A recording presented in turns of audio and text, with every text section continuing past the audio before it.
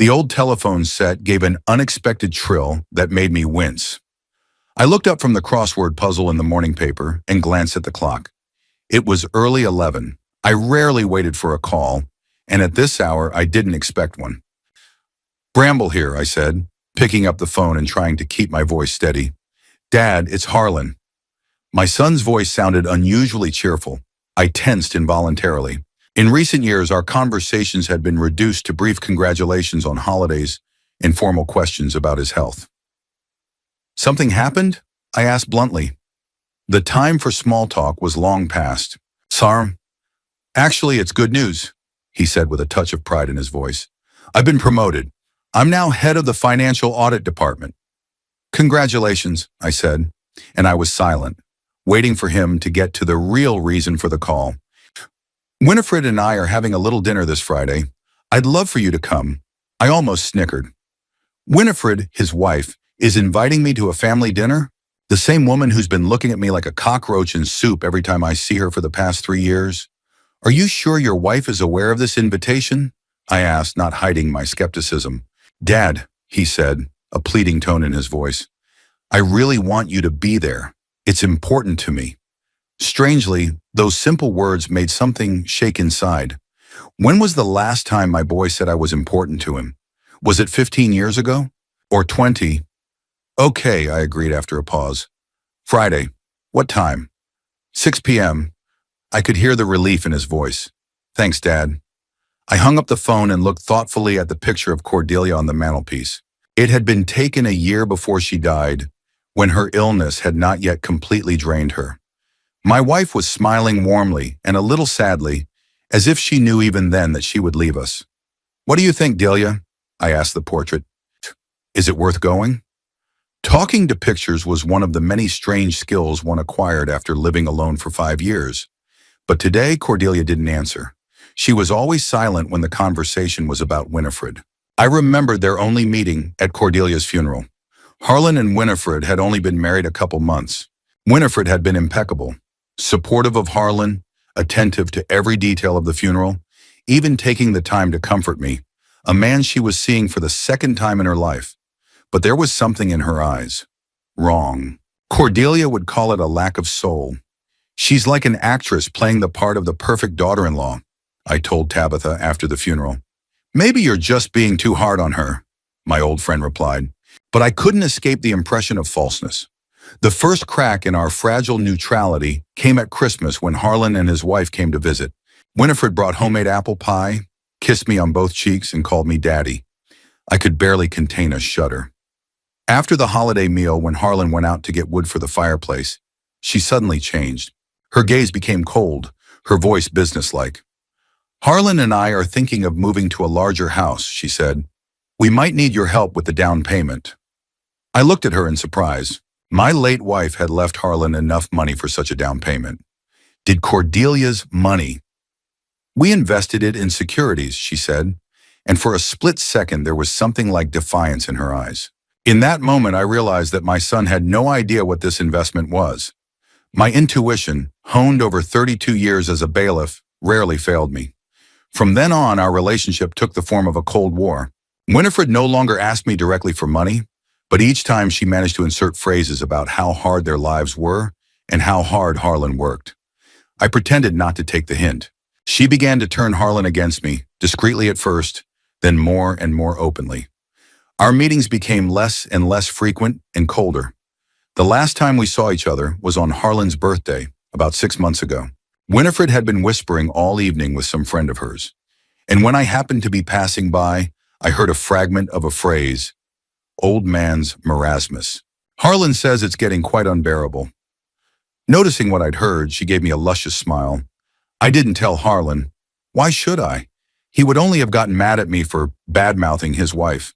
My son has long looked at the world through her eyes, or rather, through the rose-colored glasses she put on him." As we were getting ready to go out for a walk, I wondered why now she had decided to invite me to dinner. What had changed? I remembered what Cordelia had said about that kind of character shortly before she died. Women like that prepare the ground long before they strike. Like spiders, weave a web, and then wait. What was Winifred up to? Martinsburg was a town small enough for a retiree to walk to any part of it, but big enough to hide from the neighborhood eyes. Tabitha lived 4 blocks away from me, in a neat house with a bright blue door. She and her husband had once lived in this house. Now she lived here alone. We had met her and her late husband, Alfred, back in the 80s, when I was just starting out as a bailiff and she as a private investigator. Sometimes we joined forces if cases crossed paths. Over time, the professional relationship evolved into a family friendship. After Cordelia and Alfred died, he passed away 2 years before my wife, Tabitha and I supported each other. Not romantically. We were too old for new endeavors of that sort, and the memory of our spouses was still too fresh. More like two survivors of a shipwreck. Tabitha opened the door without waiting for the bell to ring. She always somehow sensed when I approached her house. "You look puzzled," she said instead of greeting me, letting me into the house, which smelled of fresh baked goods and coffee. "Harlan invited me to dinner," I said, walking into the kitchen and sinking into the familiar chair by the window. "He and Winifred are having a celebration of sorts. He's been promoted at work." "What's so puzzling about that?" Tabitha set a cup of coffee and a plate of still warm blueberry pie in front of me. "The son invited his father over to celebrate his success. Sounds normal. If it weren't for one, but..." I paused to sip my coffee. The invitation clearly comes from Harlan, but he said Winifred and I are hosting a dinner party. I don't believe she would voluntarily invite me into her home. Tabitha tapped her spoon thoughtfully on the rim of her cup, a habit left over from her detective days. "Maybe she's setting some kind of trap," she said at last. "My thoughts.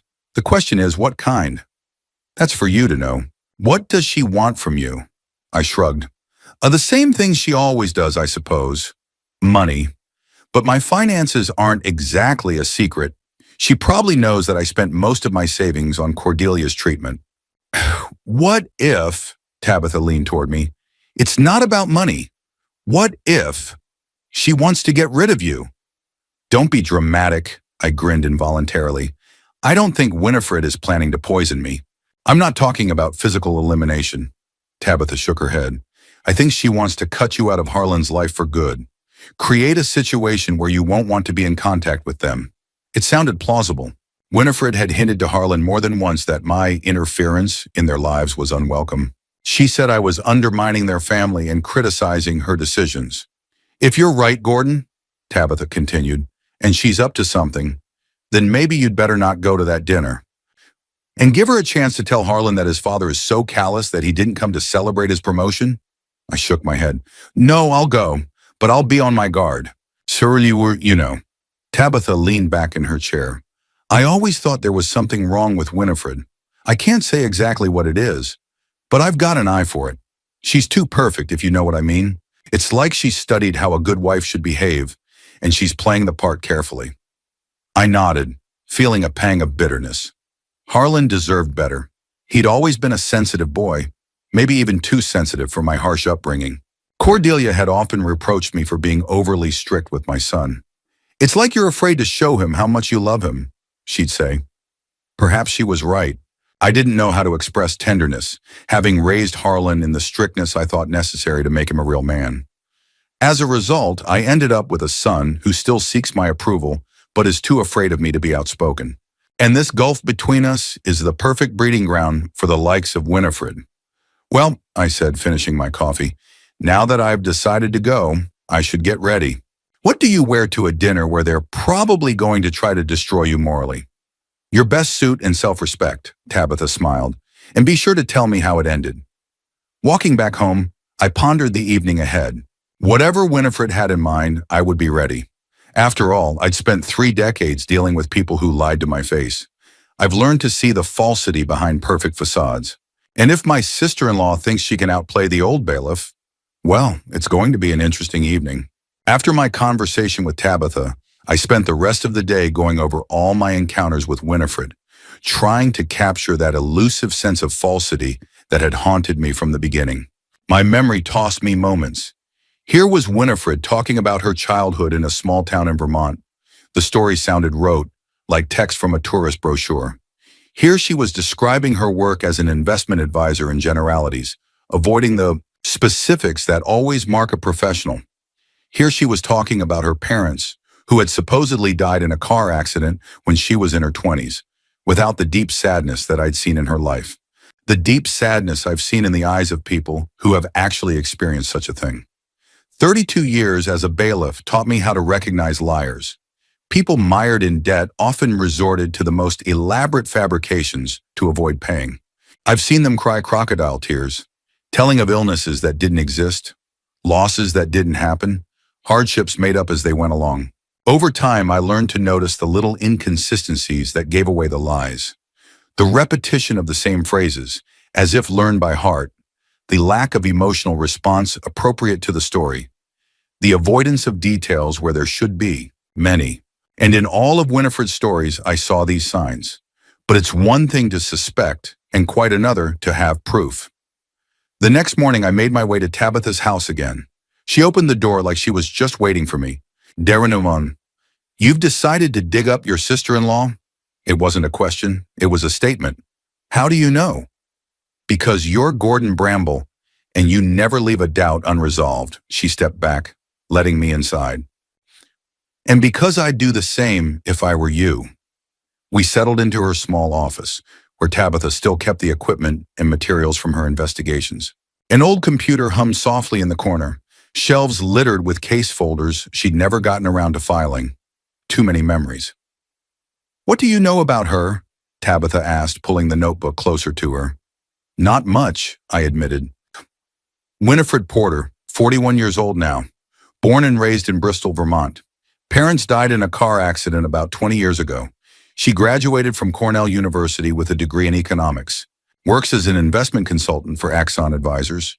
She met Harlan at a financial conference 5 years ago, and they married 2 years after they met." Tabitha took notes, nodding vigorously. "Brothers? Sisters?" "Only child," she said. "Childhood friends she keeps in touch with?" I wondered. "Never mentioned anyone in particular. Says she moved away after her parents died and lost touch with old friends." "Convenient," Tabitha hummed. "What about her life before she met Harlan? Was she married?" "Claims she wasn't. Says she was too focused on her career." "What about pictures? She must have some pictures of her childhood, adolescence." "I saw some at their house," I said. "But it's just her. No parents, no friends." Tabitha tapped her pen on her notebook. "You know what the hardest part of creating a new identity is? The photos. They're almost impossible to fake authentically. That's why people who change identities usually avoid showing pictures with other people, or claim everything was lost in a move, fire, and so on." I wasn't surprised that Tabitha went straight to the identity change theory. She'd seen a lot of crooks and con artists over the years as a private investigator. "Do you think she's not who she says she is?" "It's just a guess at this point," Tabitha shrugged. "But your description is suspicious. Too smooth a biography, too convenient explanations for the lack of ties to the past. We can start simply by checking to see if Winifred Porter of Bristol, Vermont, whose parents died in a car accident 20 years ago, existed." "How do we do that?" "I still have access to some databases." Her eyes gleamed slyly. "And a couple of old acquaintances in the right places. Give me a couple days." I nodded, feeling a mixture of anxiety and strange relief. Finally, my suspicions would be either confirmed or disproved. "There's something else," I said. "Shortly before our last meeting with Harlan, I overheard Winifred's telephone conversation. She was talking to someone named Randall and mentioned something about a past that must remain buried. When I entered the room, she abruptly changed the subject. Randall," Tabitha wrote the name down, underlining it twice. "This could be a lead. I'll check it out." "Thank you, Tabitha." I got up to leave. "I know it's a lot to ask." "Leave it," she waved her hand. "You have no idea how much I miss the real work. Most of my current clients are jealous wives checking up on their husbands." No call. 3 days later, Tabitha called and asked to come in. Her voice sounded like she'd hit on an interesting trail. "You were right," she said as I entered her office. Winifred Porter of Bristol, Vermont did exist, and her parents had really died in a car accident. Only not 20 years ago, but 23 years ago. And best of all, Winifred Porter herself had also died in that accident. I felt a chill run down my spine. "Are you sure?" "Absolutely." Tabitha turned the computer screen toward me, where an old newspaper article was open. Uh-huh. Tragedy on Highway 89. Porter family killed in head-on collision. The father, mother, and their 19-year-old daughter Winifred, a first-year student at Vermont College. I gazed into the blurry black and white photograph of the smiling girl. There was nothing about her that resembled my sister-in-law. So your Winifred stole the dead girl's identity, Tabitha continued. It's an old trick. You find a record of someone born around the same time as you, but who died young. You get a copy of the birth certificate and then use it to make new documents for yourself. But why? I muttered. Why did she need to change her identity? Oh, it's usually to get away from something or someone, Tabitha shrugged. From debt? From the law? From an ex-husband? Ex-husband? I remembered how confident Winifred had been about never having been married. It's just an assumption, Tabitha raised her hand. But I checked something else. Remember the Randall you mentioned? I found several Randalls who might have been connected to the financial world during the period when your sister-in-law started her career. One caught my eye. Randall Galway, a financier who committed suicide 6 years ago after his investment company collapsed. She handed me a printout of the article. The picture was of a personable man in his 50s with a penetrating gaze and a barely perceptible smile. Shortly before his suicide, the company was accused of financial fraud, Tabitha continued. Shirarinun. But the most interesting thing is that Galway had a wife who disappeared immediately after his death. Her name is Priscilla Galway, and here's a picture of her. I looked at the photo of the socialite and felt my breath catch. The woman in the picture was younger, with different hair and makeup, but it was definitely Winifred. Are you sure it's her? Not 100%, Tabitha admitted. The picture isn't the best quality, but the resemblance is obvious. And look at the dates. Priscilla Galway disappears 6 years ago, and a year later Winifred Porter meets your son. I've been trying to make sense of this information. My daughter-in-law is the widow of a financier who committed suicide after a financial scandal. A woman who changed her name and created a new identity. How deeply entangled was she in her husband's affairs? Was she an accomplice or an innocent victim? I need more information about Priscilla Galway and her husband, I said. About the scandal? About his suicide? About the money? I'm already looking into it. Tabitha nodded. But it'll take time. I have an acquaintance in the financial prosecutor's office. He promised to look for materials. In the meantime, she looked at me with concern. What are you going to do with what you already know? It was a difficult question. My suspicions were confirmed. Winifred was indeed hiding something, but was it worth telling Harlan? He adored his wife, thought she was perfect. How would he react if he knew she'd been lying to him all these years? Nothing yet, I decided. We need to get the whole story first. Find out why she changed her name, if she was involved in her husband's affairs. Maybe she had a good reason to make a fresh start. But even as I said those words, I didn't believe them. A woman who had shamelessly appropriated the name of a dead girl, who had lied to my son from the beginning of their relationship, hardly deserved leniency. The next week passed in tense anticipation. I tried not to think about the upcoming dinner, instead focusing on the investigation. Every day I checked in with Tabitha, and every day she shared new details about Randall and Priscilla Galway's dark history. It turned out that Galway was the head of a small but successful investment company in Boston. He married Priscilla, his secretary, a year before his business began to collapse. According to colleagues, she was an ambitious young woman who quickly settled into her role as the wife of a wealthy financier.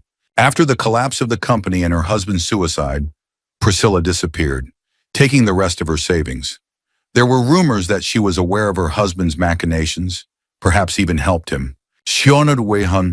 But here's what is interesting, said Tabitha when I once again came to her. In the case of bankruptcy of the company, Galway appears in the name of Bertram Pike, who lost several $1 million because of the machinations of Galway. Pike has vowed to find all the hidden assets, including those that Priscilla may have taken with her. And I have reason to believe he's still looking for her. This news alarmed me. If Winifred really was Priscilla, and this Pike was still looking for her, perhaps that was why she was so careful to hide her past. Was there any chance that Pike might have found her? I asked. It's hard to say, Tabitha answered thoughtfully.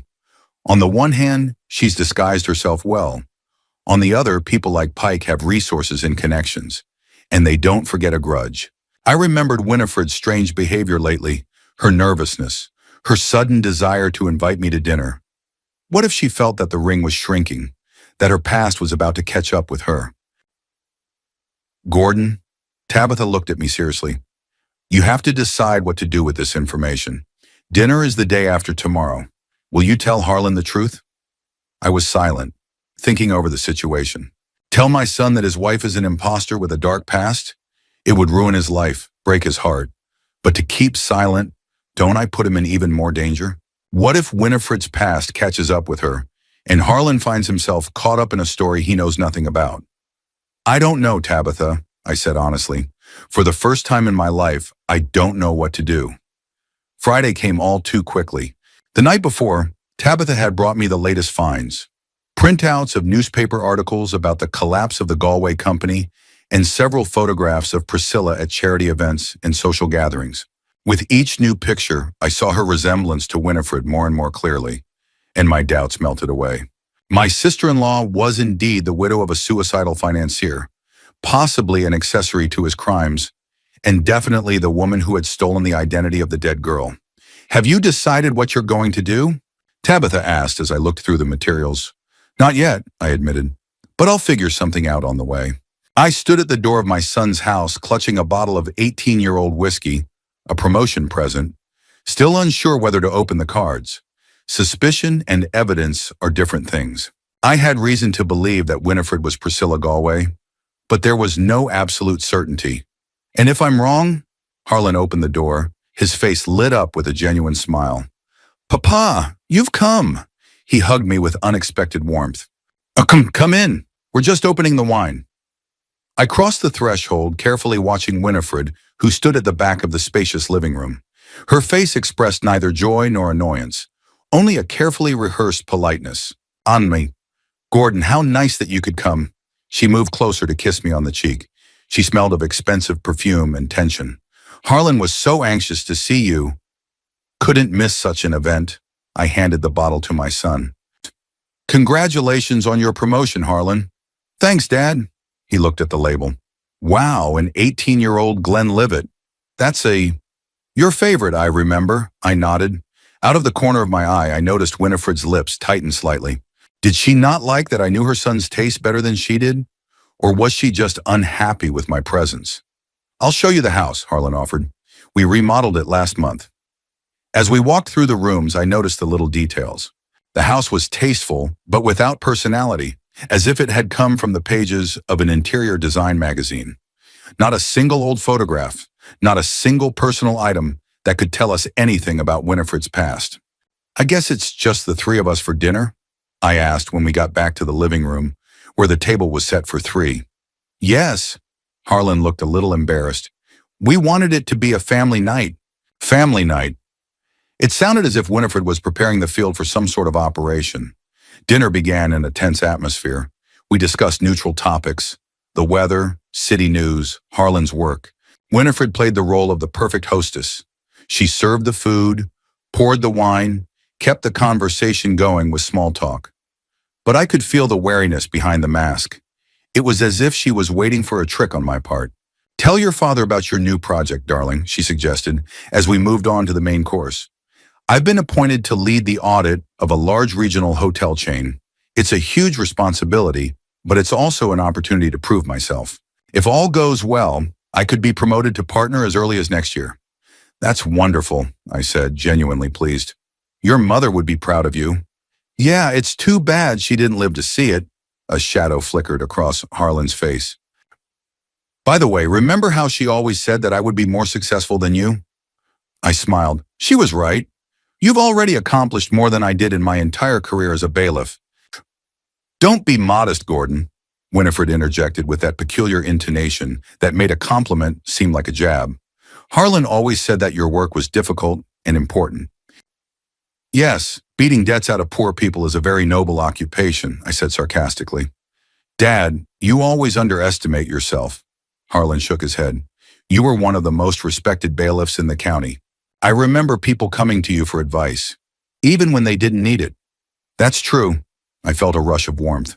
Maybe I wasn't such a bad father after all, if Harlan remembered it with pride. In any case, Winifred took the lead again. Harlan is carrying on the family tradition of honesty and hard work. And it's so important to know your roots, your history. I looked at her carefully. Was it an innocent comment or a deliberate provocation? Yes, family history is very important, I said slowly.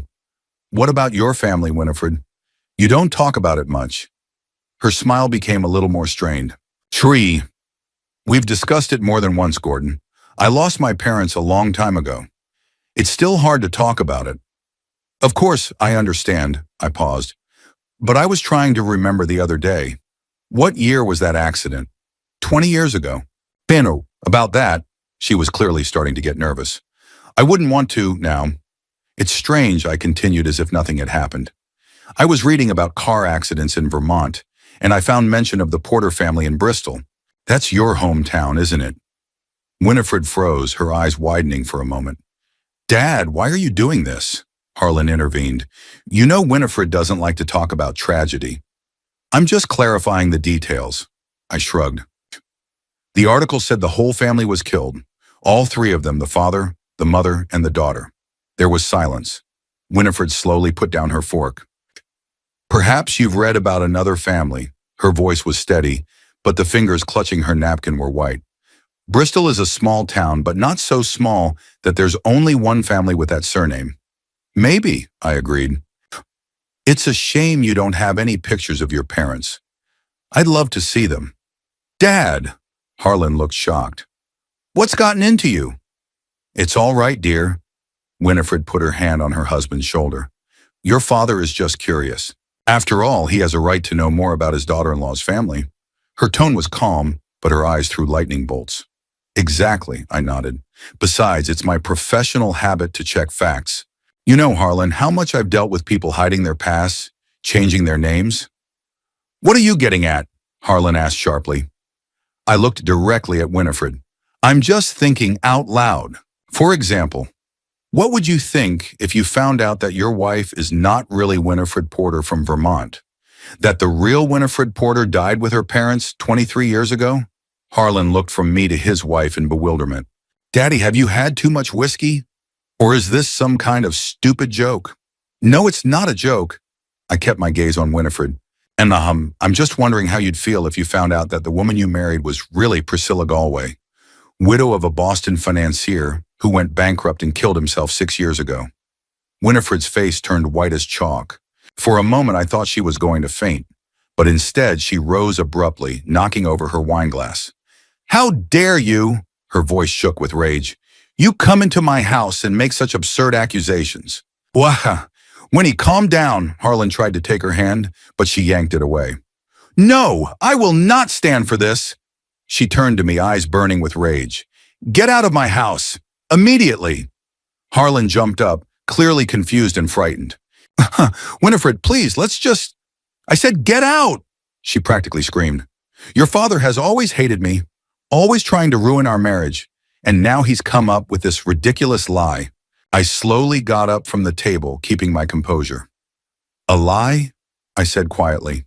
Then perhaps you can explain why Priscilla Galway looks exactly like you in this photograph from a fundraiser in Boston 6 years ago? I pulled the photograph Tabitha had brought me from my inside jacket pocket and placed it on the table. Harlan grabbed the picture, staring at it incredulously. The photo was of Winifred with a different hairstyle, in an elaborate evening gown, holding the hand of a gray-haired man. The caption read, Randall and Priscilla Galway at the Bright Futures Foundation fundraiser. Winifred stared at the photograph like a rabbit at a boa constrictor. It's a fake, her voice sounded uncertain. Oh dear, it's not fake. I shook my head. Neither is the other evidence I have. The bankruptcy papers of your husband's company, articles about his suicide, witness testimony about how you disappeared right after his death, taking the rest of the money. And especially interesting is the testimony of Bertram Pike, who lost several million because of Randall's machinations, and who, by the way, is still looking for you. I turned to my son, who stood pale and shaken. Harlan, your wife is not who she says she is. She stole the dead girl's identity to hide from the consequences of her first husband's financial shenanigans. She may have been in on it herself. And I wouldn't be surprised if the money she supposedly invested, including your mother's inheritance, actually went to pay off the people who were looking for her. Harlan's face contorted with pain and disbelief. Winnie, tell me it isn't true. Winifred stared at him, her lips trembling, but not saying a word. Say something. Harlan's voice was desperate.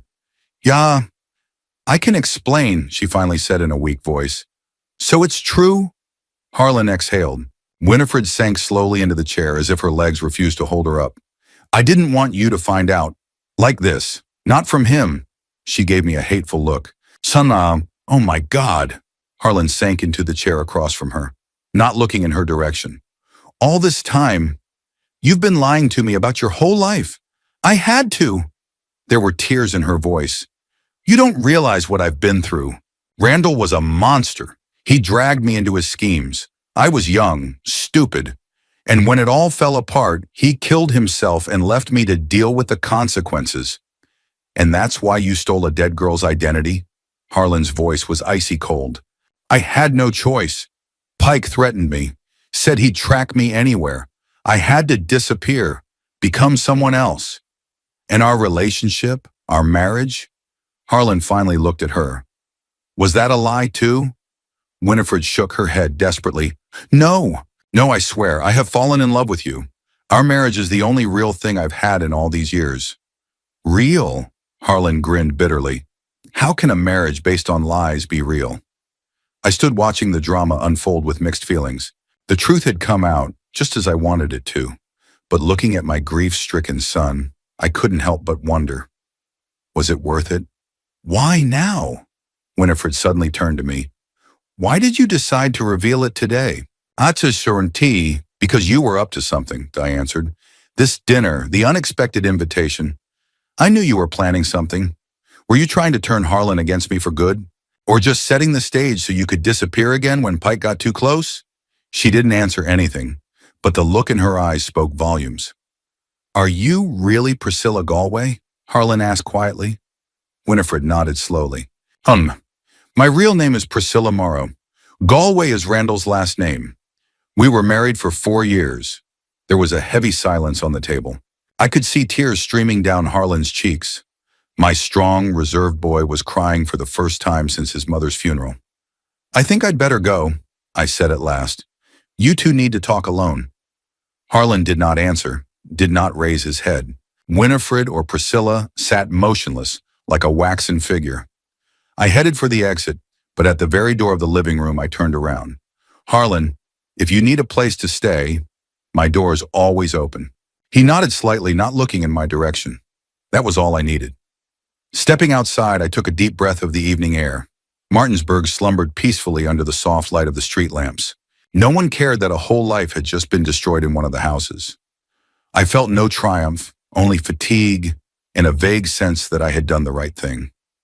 Harlan deserved to know the truth, no matter how painful it was. Whatever he chose to do next, accept Winifred with all her dark past or break off the relationship, would be his conscious choice, not the result of deception. As I headed home, I thought about how easily we mistake people for who they pretend to be, and how hard it can be to see the real face behind the mask. When I got home, the first thing I did was pour myself a whiskey. My hands were shaking a little. The adrenaline from my encounter with Winifred, or Priscilla, was still bubbling in my blood. I sank into the chair by the fireplace and sipped from the glass, savoring the burning in my throat. Nothing clears the mind like a good whiskey and exposing liars.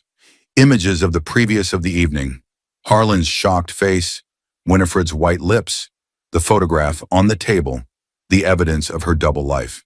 I had done what I thought was right, uncovered the deception, perhaps even saved my son from more trouble in the future. Why then was the feeling of victory poisoned with bitterness? Perhaps it was Harlan's eyes. The way he looked, not at the wife who had betrayed him, but at me, the destroyer of his illusions. As if I was the source of his pain, not the years of lies from the woman he loved. The clock in the living room struck midnight when I finally rose to go to bed. My body demanded rest, but my mind refused to settle down. I tossed and turned, running through the options in my head. Would Harlan forgive his wife? Would he want to know the truth? And most importantly, would he forgive me for opening his eyes in such a cruel way? Sleep came almost in the morning, heavy and restless. I dreamed of Harlan, a little boy with a broken knee, crying and crying for help. I was running toward him, but I couldn't get there, as if down an endless corridor. I woke up late with a headache and a heaviness in my chest that had nothing to do with my age. Going down to the kitchen, I mechanically made coffee without tasting or smelling it. The day dragged on slowly. I glanced at my phone every now and then, but it was silent. No call from Harlan, not even from Tabitha, who I'd promised to tell about the results of dinner. Toward evening, I couldn't stand it any longer, so I called her myself. I briefly described the events of the previous evening, trying to stick to the facts and avoid emotion. And since then, no word, Tabitha asked after hearing my story. Absolute, I sighed. I don't know if that's a good sign or a bad one. Give him time, she advised. Harlan just found out that his wife is an imposter, possibly a criminal. He needs to digest that. I knew she was right, but the anxiety lingered. What if I made an irreparable mistake? What if by exposing Winifred's deception, I'd lost my son for good? There was a knock at the door around 8 p.m., a sharp, decisive knock. I knew that knock. Harlan had always knocked like that, even as a teenager. 3 quick knocks, like he was afraid to change his mind. When I opened the door, I saw my son, gaunt, with shadows under his eyes, but outwardly calm. "Can I come in?" he asked. "Of course," I stepped aside. He went into the living room but refused to sit down, pacing back and forth like a caged animal. "You were right," he finally said, stopping by the fireplace and looking at Cordelia's picture. "Partly right. She really is Priscilla Galway, and she really was married to a financier who killed himself after his company collapsed." I kept quiet, giving him a chance to talk. "But she says she didn't know about her husband's machinations," Harlan continued.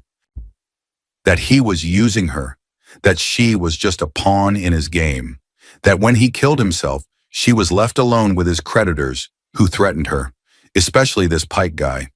And she had to run away, change her identity, start a new life." "And you believe her?" I asked quietly. Harlan turned to me, a mixture of anger and confusion in his eyes. "I do not know what and who to believe," he exclaimed. "So my wife has been lying to me for 5 years about everything about her name, her family, her past. And all this time, my father hired a private detective to dig into her life." "I didn't hire Tabitha," I objected calmly. "Sorry, she's an old friend who helped me." "Who cares?" He waved his hand. "You spied on my wife instead of coming and talking to me man to man. And what would you do if I came with suspicions but no proof?" I tried to speak evenly, without giving in to his emotions. "Would you believe me? Or would you think I was just trying to smear your wife?" Harlan didn't answer, but his silence was more eloquent than words. We both knew he wouldn't believe it. "Hanawans, sit down," I suggested. "Would you like a drink?" He finally sank into the chair across from me and nodded. "Whiskey, a double." I poured us both a drink and handed my son the glass. He took a big gulp, crinkled his nose, and leaned back in his chair, covering his eyes. "Why did she choose me?" he asked after a long pause. "If she needed to hide, to be a part of someone's life, why me?" That was the question I was sure plagued him the most. Not the lie itself, but the motives. "I don't know," I answered honestly. "Maybe you seemed like a good fit for her, stable, reliable, reputable. Or maybe she really liked you." Harlan grinned bitterly. "Loved? The man she lied to every day?" "People are complicated creatures," I shrugged. "You can love and still be afraid of the truth." "She says she didn't plan on a long-term relationship." Harlan looked down at his glass, as if there might be answers there. "That she just wanted to wait for the scandal with her husband's company to die down. But then she fell in love and decided to stay, to start a real family." "And that's why you kept lying?" I asked gently. "She said she was afraid of losing me." His voice trembled. "That she didn't know how to tell the truth without ruining everything." We sat in silence, broken only by the crackling of the logs in the fireplace. It was starting to rain outside the window, a fine, autumnal, dreary rain. "How did Mom find out?" Harlan asked suddenly. "About what?" I didn't understand the question. "That Winifred, Priscilla, That she wasn't who she said she was? Did Mom say anything to you when she met her at the funeral? I thought about it, trying to remember. Cordelia, dying of cancer, pain-ridden but still perceptive, had said a few words about her sister-in-law. She said, "That girl wears a mask. I wish I could see her take it off." I didn't pay much attention at the time. I thought it was because of the morphine she was taking for the pain. But apparently your mother noticed something that escaped me. Harlan nodded, as if he'd gotten confirmation of something he'd long suspected. "Mom always saw through people," he said quietly. "Yeah, it was her gift." I smiled at the memory. She'd figured me out the first day we met, said I was hiding a good heart behind my prickly manners. And she was right. Harlan smiled weakly for the first time all evening. There was a pause, not awkward, but rather thoughtful. It was as if we were both trying to find our way through a thicket of misunderstandings and resentments that had accumulated over the years. "I wasn't the best father," I said finally. "Too strict, too demanding. After my mom died, I'd become more distant, more withdrawn into my shell. Maybe if there had been more trust between us, you might have been able to see that there was something wrong with Winifred." "No," Harlan shook his head. "Achka, don't blame yourself for that. I was blinded. She was perfect, or seemed to be." "Perfect is often too good to be true," I pointed out. Harlan finished his whiskey and set the glass on the table between us. "Oh, you're shorn. She denies that she was involved in her husband's machinations," he said. "Claims she was just as much a victim as the investors who lost money. But I don't know if I can believe a word she says now." I understood his doubts. It's hard to trust someone who so fundamentally deceived you. "What are you going to do?" I asked, pouring him a whiskey. Harlan ran his hand over his face, suddenly looking very tired and much older than his years. "I don't know. Part of me wants to file for divorce immediately, kick her out of the house, forget that those 5 years were even in my life."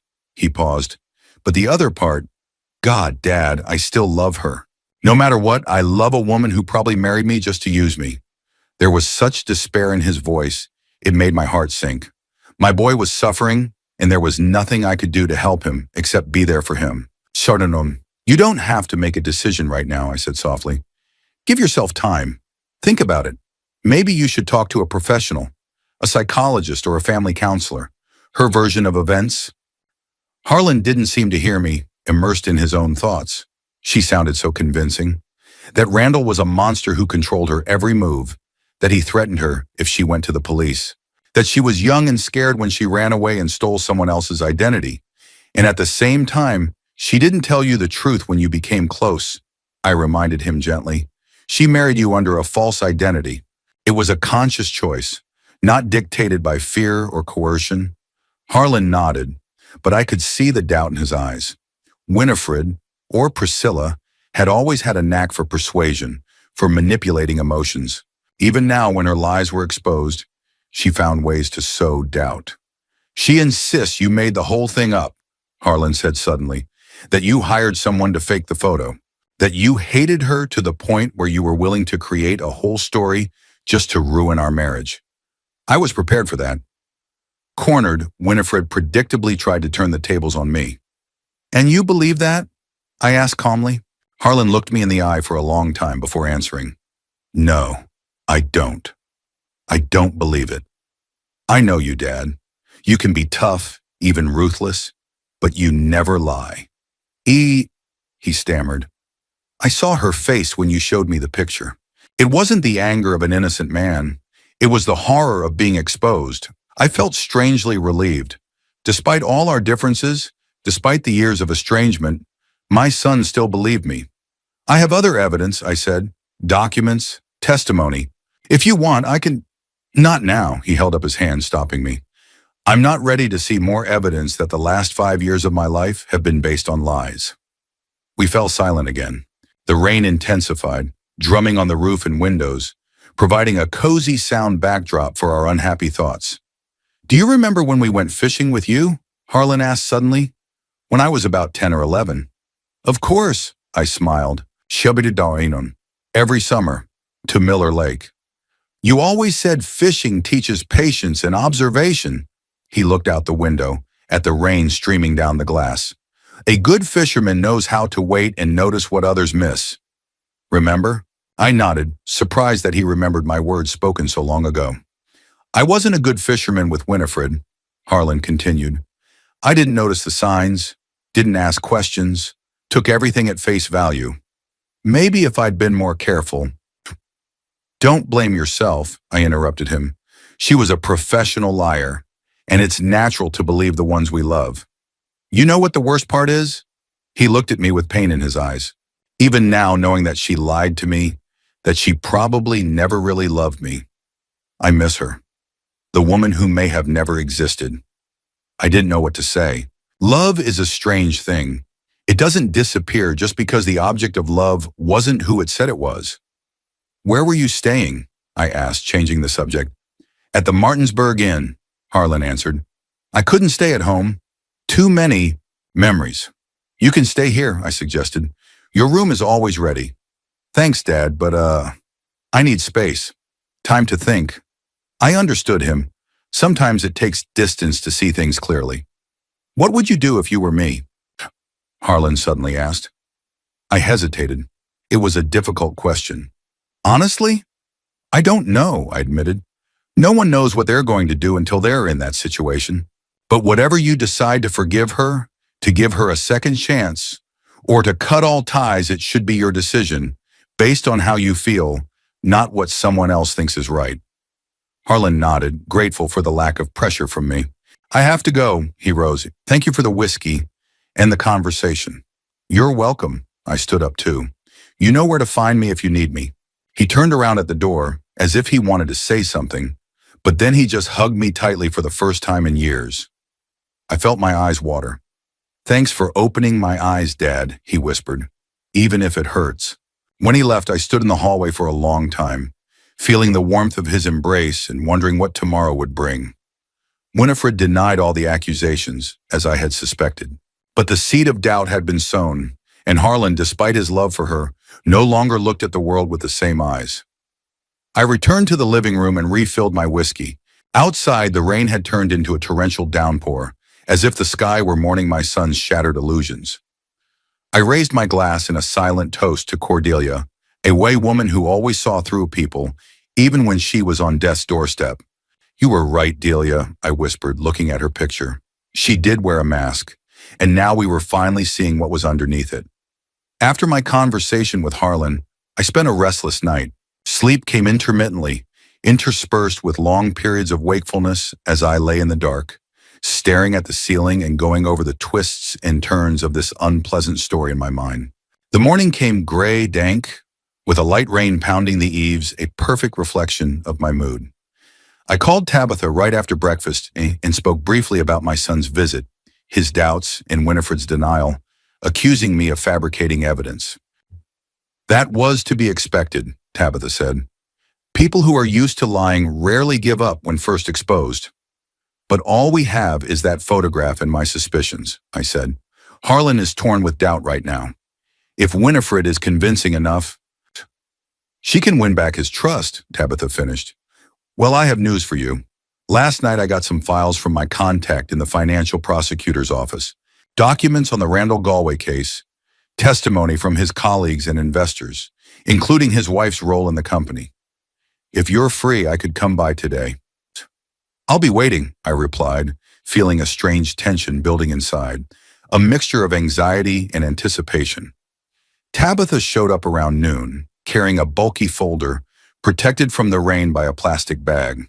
Her usually neatly styled hair was wet and sticking to her temples, but her eyes glistened with that special sparkle I remembered from our time together. I brought the full dossier, she said, walking into the living room and pulling a folder out of a bag. And I have to say, our suspicions have been confirmed. Your sister-in-law is not just a woman who changed her name to get away from her problems. She was an active participant in her husband's scheme. Tabitha spread out the documents on the coffee table, printouts of bank statements, copies of witness statements, interview transcripts, photographs. Priscilla Galway wasn't just a financier's wife, she began, showing me the documents. She worked in her husband's company as deputy director of investor relations. In fact, she was the face of the company, meeting with potential clients, convincing them to entrust money to the fund. She handed me several photographs of Winifred in elegant business suits at various company presentations and events. Her main talent was her ability to inspire confidence, Tabitha continued. Investors recognized her sincerity, candor, and impeccable manners. Many admitted that they decided to invest after talking to her. I looked at the photos, recognizing my sister-in-law in this impeccably dressed businesswoman. The same polished movements, the same polished smile, the same look that made the other person feel special. But was she aware of her husband's machinations? I asked, still hoping that at least part of Winifred's story was true. How could he? Here's a statement from the company's chief accountant. Tabitha handed me a piece of paper. He claims that Priscilla wasn't just in the know. She was the mastermind behind the scheme. She was the one who suggested attracting new investors to pay dividends to the old ones, creating the illusion of the fund's success. A classic pyramid scheme, just in a financial package. I ran my eyes over the depositions. The accountant, one Morton Phelps, described how Priscilla controlled the cash flow, how she gave orders to falsify the accounts, how she was personally involved in attracting whales, large investors whose money allowed the pyramid to exist. And this is a copy of the note that Randall Galway left before his suicide. Tabitha pointed to the next document. Pay attention to the second paragraph. I began to read, I take full responsibility for all financial decisions of the company, but I must admit that for the past 2 years, I have been under intense pressure from my wife Priscilla, who insisted on increasingly risky operations. She convinced me that we could get out of the financial hole if we attracted enough new investors. I gave in to her confidence, her pressure. Now that everything has collapsed, I see no way out. He blamed her before he died, I muttered. He wasn't the only one. Tabitha nodded. Here's the testimony of Bertram Pike, the big investor who lost millions and vowed to find Priscilla. He claims that she personally persuaded him to increase his investment a week before the collapse, assuring him that the company was on the upswing. I read Pike's testimony carefully. He described Priscilla as an extremely persuasive and cold-blooded liar who looked him in the eye and promised high returns when the company was already effectively bankrupt. There are financial documents here as well, Tabitha continued. After Randall's death, it was discovered that about $3 million had disappeared from the company's accounts.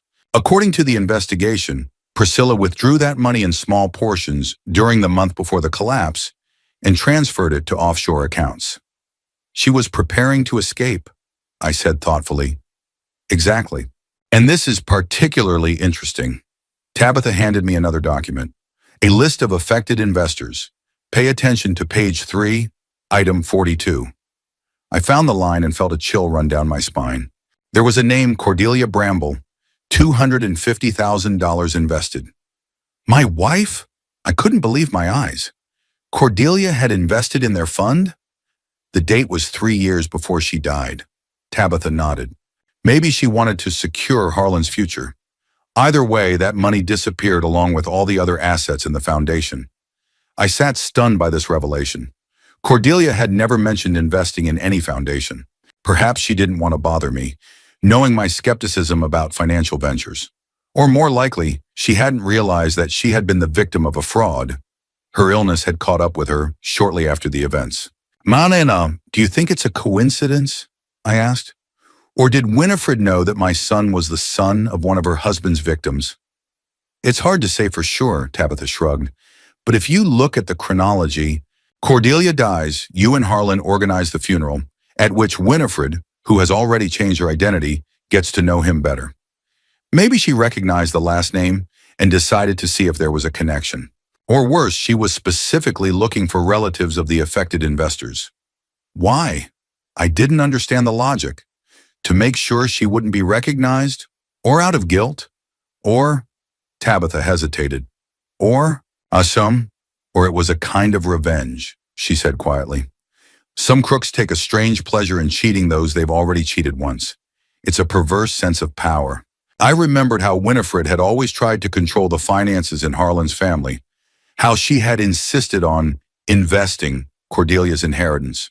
What if that money had disappeared too, moved into secret accounts to join the millions that had been stolen earlier? One more important document. Tabitha handed me a sheet of paper with an official stamp. It's a wanted notice for Priscilla Galway. She's officially charged with accessory to financial fraud, tax evasion, and embezzlement of investor funds. If found, she faces up to 15 years in prison. I scrutinized the document. It was dated 5 years earlier, but the statute of limitations on such crimes was 10 years. Winifred was still wanted. And here's the latest find. Tabitha pulled out a small stack of photographs. These are pictures taken by Pike's detectives about a month ago. They'd somehow gotten on Priscilla's trail. I looked through the photos anxiously. They showed Winifred leaving the supermarket, getting into her car, entering the office building where she worked. In the last picture, she was walking beside Harlan, holding his hand. They found her, I whispered, and they're following her. Son, exactly, Tabitha nodded, which explains her nervousness lately and her sudden desire to turn Harlan against you. She could feel the ring tightening. We sat in silence, digesting all the information we'd gotten. Outside the window, the rain intensified, large drops drumming on the glass, as if rushing me to make a decision. What should I do now? I asked at last. Show all this to Harlan? Tabitha tapped her fingers thoughtfully on the arm of the chair. Shakakurm. It's a complicated question, she said after a pause. On the one hand, he has a right to know the truth about the woman he's married to. On the other, it would completely destroy their relationship. Are you ready to take that responsibility? I knew what she was talking about. It's one thing to expose a change of identity, and quite another to show proof that Winifred was an active participant in a financial crime that defrauded thousands of people, including my late wife. If I show him those documents, I said slowly, he won't just divorce her. He'll probably go to the police. She'll be arrested, there'll be a trial, a scandal. It would ruin not only their marriage, but Harlan's reputation, Tabitha agreed. Being a cheating husband is one thing. Being the husband of a wanted financial fraudster is quite another, especially for a man in his profession. Auditors live on the trust of their clients. I remembered the pride on my son's face as he talked about the promotion, the new project, the prospect of becoming a partner. It could all come crashing down because of the scandal with his wife. Sure. But if I don't tell him the truth, I continued to ponder aloud, Winifred might convince him that I exaggerated, that I was just trying to break them up. And then I'd lose my son for good. I win. And then there's Pike and his detectives, Tabitha reminded him. They're already on Priscilla's trail. Sooner or later, they'll take action. And if Harlan isn't ready, she didn't finish, but I understood what she meant. If Harlan remained unaware, he might be drawn into a dangerous game when Winifred's past caught up with her. I need to think about it, I said, gathering the documents back into the folder. This is too big a decision to make in haste. Tabitha nodded understandingly. Of course, I'll leave you all the materials. Go through them carefully, weigh the pros and cons. When she left, I sat in the chair for a long time, staring at the closed folder on the table. Inside was evidence that could change my son's life forever. Was I ready to take on such a responsibility? I spent the rest of the day studying the documents, trying to find anything in them that might support Winifred's version of her non-involvement in her husband's machinations. But the deeper I delved into the materials, the clearer it became. She was not just an accomplice, but an active organizer of the scheme. I was particularly struck by the testimony of the company secretary, who described how Priscilla directed the destruction of documents in the last days before the collapse, how coldly she gave orders to falsify the accounts, how she reassured worried employees, saying that everything is under control. While her husband fell into despair, she methodically prepared escape routes. By evening, I was emotionally exhausted. Pouring myself a whiskey, I sat by the fireplace, staring at the fire and pondering the paradoxes of human nature. How could this woman, a cold-blooded fraud, play the role of my son's loving wife for years? Was there anything real about her? Did she really love Harlan, as she claimed? My thoughts returned to Cordelia, to the money she had put into the Galway Foundation. $250,000, a sum she'd been saving for years, saving for everything, denying herself small pleasures. It's for Harlan's future, she always said. And that money was stolen by a woman who then entered our family under a false name. Was it a monstrous accident or a deliberate plan? Did Winifred purposefully seek out Harlan, knowing of his connection to one of the victims? Or had fate played a cruel trick on us all? Either way, I couldn't shake the thought that Cordelia had somehow foreseen this. Her last words about Winifred, "That girl wears a mask. I wish I could see her take it off," sounded almost prophetic now. About 10 o'clock in the evening, the telephone rang. It was Harlan. "Dad, are you awake?" His voice sounded strained. Can I come over? We need to talk." "Sure," I answered, feeling my heart start to beat faster. "I'll be waiting." He arrived 20 minutes later, drenched in rain, his eyes red from sleep. I silently led him into the living room and offered him a whiskey. He accepted the glass, drank the contents in one gulp, and sank heavily into an armchair. "I was talking to Winifred," he said at last. "A long talk. She admitted that she was indeed Priscilla Galway. Said she changed her name to escape her husband's creditors and start a new life. But she insists she wasn't involved in his machinations, that she was just as much a victim as the investors." I remained silent, letting him speak. "She says she was afraid to tell me the truth, that she thought I wouldn't understand, that I'd push her away," Harlan continued. "Not only that she loved me sincerely, that our marriage was the only real thing she had." He stopped, looking at me with a look of desperation in his eyes. "I want to believe her, Dad," his voice trembled. "I want to believe that at least part of our life was real. But how can I? How can I know this isn't just another lie?" I looked at my son, a grown man, a successful professional, but now so lost and vulnerable. He was waiting for an answer from me, for guidance, perhaps even permission to believe a lie that was easier than the truth. The file folder lay on the table between us. One simple gesture and Harlan's life would change forever. He would learn that the woman he loved hadn't just changed her name to run away from trouble, but was an active accomplice to a financial crime. That she probably came into his life on purpose because of her connection to his mother. That she was still a wanted fugitive, and that Pike's detectives were already on her trail. That truth would destroy not only his marriage, but his faith in people, in love, perhaps even in himself. But withholding the truth would mean I was letting him remain in the dark, putting him in potential danger when Winifred's past caught up with her. I stared at the folder, feeling the weight of responsibility. Should I shield my son from the pain of full exposure, or let him see the whole truth, no matter how brutal it might be? Harlan followed my gaze. "What's this?" he asked, nodding at the folder. I took a deep breath, making a decision that could change our relationship forever. "The documents Tabitha got from her contact in the financial prosecutor's office," I answered in a steady voice. "The case files on Randall and Priscilla Galway." Harlan stared at the folder for a long time, as if it were a poisonous snake. "Is it, everything?" he asked quietly. "Everything I could find," I nodded.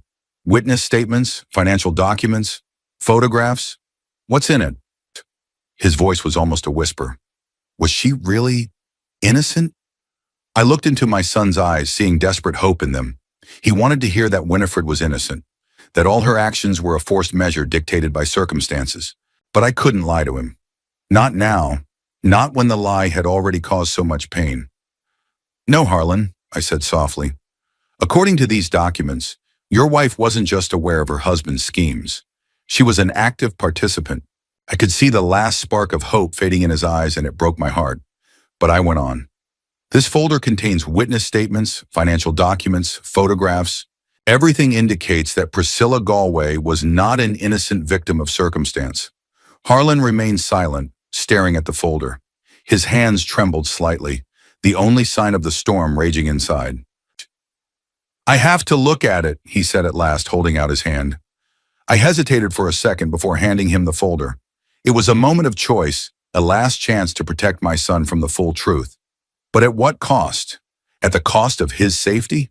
At the cost of his ability to make informed decisions about his own life? "There's more," I said as he opened the folder. "On page 3 of the investor list, your mother's name." Harlan looked up sharply. "Mom?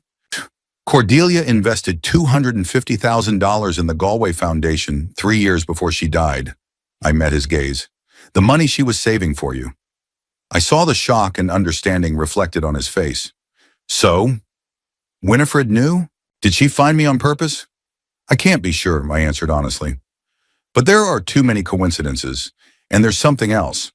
Detectives hired by one of the affected investors, Bertram Pike, discovered Winifred a month ago.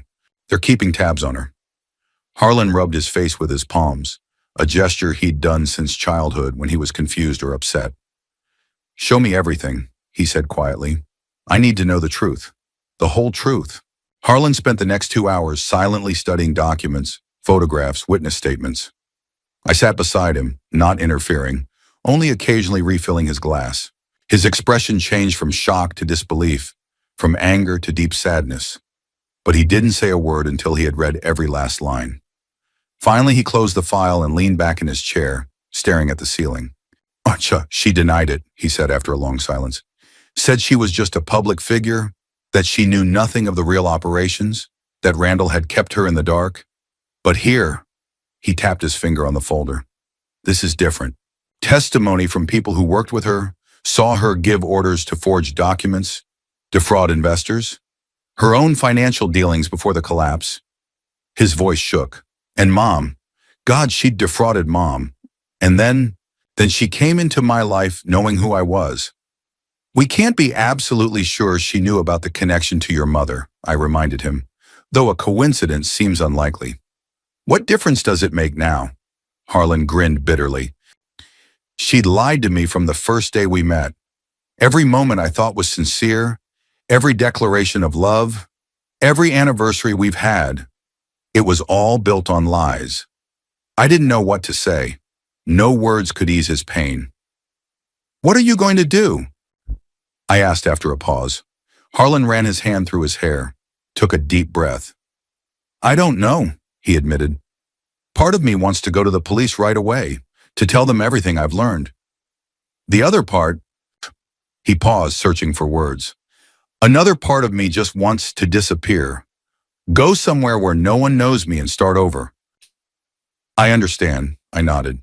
"But before you make a decision, think about what might happen if you don't do anything about it. Pike's detectives have already discovered her. Sooner or later, they'll make the next move." "And then I'll be caught up in the scandal," Harlan nodded understandingly. "Husband of a fugitive con artist. A perfect addition to an auditor's resume." There was a bitter irony in his voice, but I could see that the thought went deeper. He was beginning to realize the potential consequences of inaction. "I have to talk to her," he finally decided. "Show her these documents and hear what she has to say. If she denies everything again, lies to my face, with this evidence in front of her." He didn't finish the sentence, but he didn't need to. We both knew it would be the end of their relationship.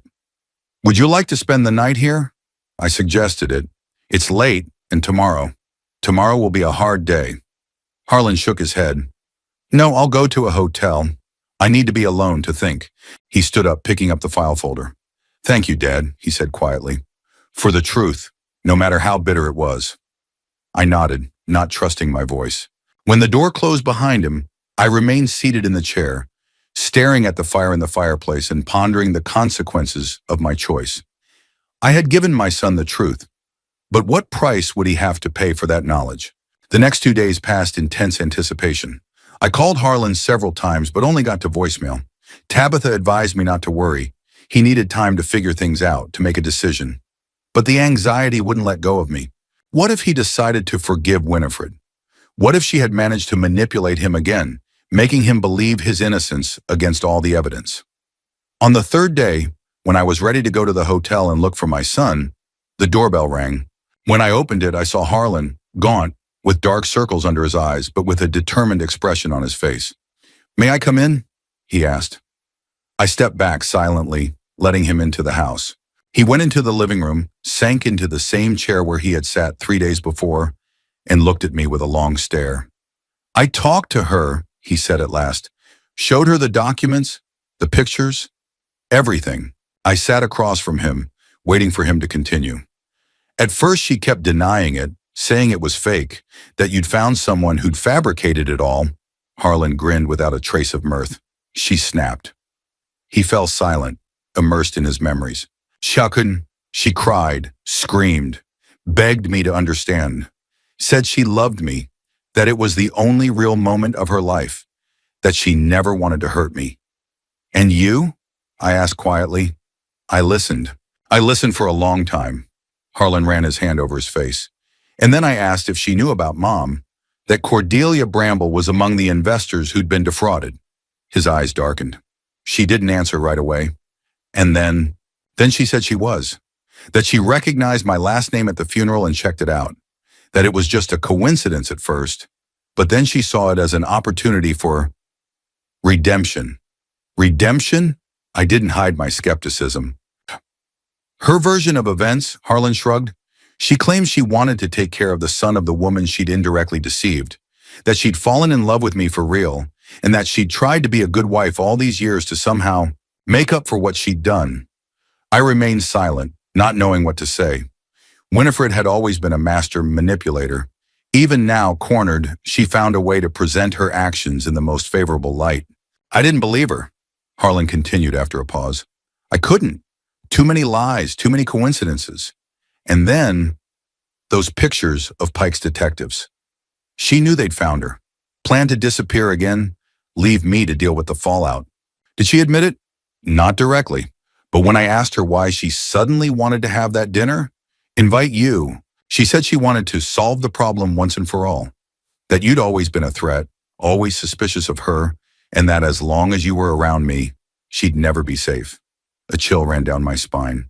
What exactly was Winifred planning at that dinner? To finally turn Harlan against me? Or something more drastic? I remembered the strange flavor in the wine she'd served. At the time, I'd blamed it on the variety. But now, I've filed for divorce. Harlan's voice brought me out of my reverie. I called the police. That statement took me by surprise. Did you inform the authorities of her real identity? Harlan nodded. I told them everything. About who she really was, about the documents you found. The detective I talked to said they've been looking for Priscilla Galway for a long time. There's a federal financial fraud case against her. And now what? Section Arm. They took her into custody last night, Harlan said calmly, but I could see how hard he was working. There's gonna be a trial. I'll be a witness. He looked up at me tiredly. My reputation will suffer, of course. It's hard to trust an auditor who couldn't recognize his own wife as a financial fraud. There was bitter irony in his words, but no despair. He accepted the situation and was ready to move on. You did the right thing, I said. A lot of people in your position would have chosen to close their eyes, to let her disappear again. And let her fool someone else. Harlan shook his head. No, enough lies, enough suffering. We sat in silence and staring at the fire in the fireplace. The rain drizzled outside the window, a quiet, almost soothing sound in our silence. I'm going to sell the house, Harlan finally said. Too many memories. And maybe I'll leave Martinsburg. Start over somewhere where no one knows me. Are you sure about that? I tried to keep my voice neutral, even though the thought of my son going far away hurt. Your job, your friends. What friends? Harlan grinned bitterly. In 5 years of marriage with Winifred, I lost almost all of them. She gradually distanced me from everyone I cared about, said they were a bad influence on me, that they didn't understand our high relationship. And I let it happen. I recognize this tactic, isolating the victim from loved ones, creating dependency. It's a classic manipulative technique. You can always start over here, I said. Reconnect with your friends, get your life back. Harlan thought for a moment. Maybe, but first I need time to sort things out, figure out how to move forward. Maybe take a vacation, go away for a while. You could always stay here, I suggested. Your room. Thank you, Dad, he smiled weakly. But I'll be at the hotel for now. I need space, time to be alone. I understood him. After such a betrayal, it's hard to trust anyone, even those closest to you. You know what the strangest thing is? Harlan suddenly asked me. I still miss her, the woman who never existed. His confession touched me. Despite all the revelations, despite all the pain Winifred had caused him, he still remembered the good times, still mourned the loss of what he thought was real. It will pass, I said softly. Honor in time. I hope so, Harlan sighed. You know what else is weird? I understand why you've always been so suspicious, so critical of people. All those years of dealing with debtors, crooks. You've seen the worst in people and learned to recognize lies. And I thought you were just cynical. There was no reproach in his words, only sad understanding. We were both products of our experiences. I became suspicious because I worked with deceivers. He became gullible because he wanted to believe the best in people. I'm proud of you, I said suddenly, surprising even myself. The way you've handled all this, for finding the strength to face the truth and do the right thing, even when it hurts. Harlan looked up at me in surprise. Really? Yes, I nodded. I've always been proud of you. I didn't know how to show it. I didn't know how to talk about my feelings. Your mother always reproached me for that. She was right, Harlan smiled weakly.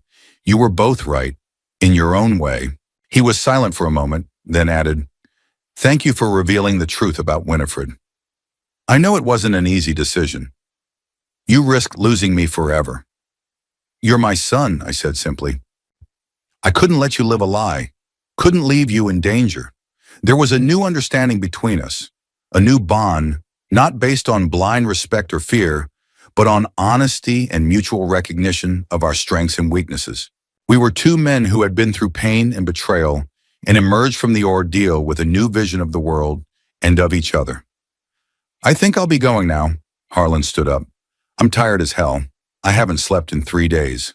I understand. I got up too. Call me if you need anything. Anytime. He turned around at the door. Dad, thank you for everything. When he left, I went back into the living room and sat by the fireplace, looking at Cordelia's picture. I felt a strange mix of emotions. Satisfaction that the truth had prevailed, pride in my son for finding the strength to do the right thing, but also sadness at the realization of all the pain he'd been through. Kerr, you would be proud of him, Delia, I said to the portrait. He's stronger than we thought. Winifred has been exposed.